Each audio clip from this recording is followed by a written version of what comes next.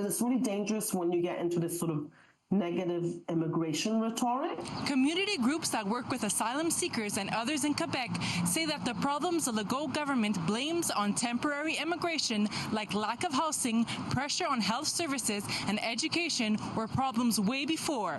Reaction coming in after Ottawa offered Quebec about $750 million to help pay for a surge in temporary immigrants to the province. So in theory, great, there'll be injection of money.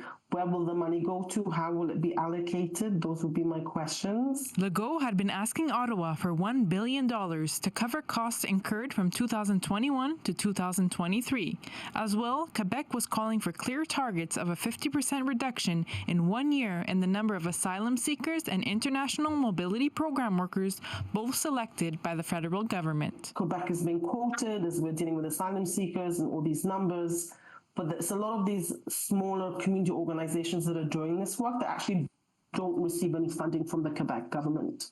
And so I feel that we're doing all this work and we have all the skills, so I don't think there's a proper representation on what's going on in the province. Legault claims that in less than 5 years, the number of temporary immigrants to Quebec has risen from around 100,000 to 560,000 people. He attributes the crisis with housing and health services, as well as the lack of teachers and nurses, to this. I totally disagree with Mr. Legault.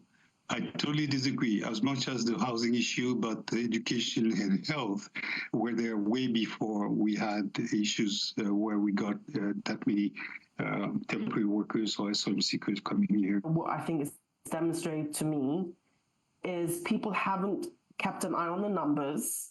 There hasn't been proper planning.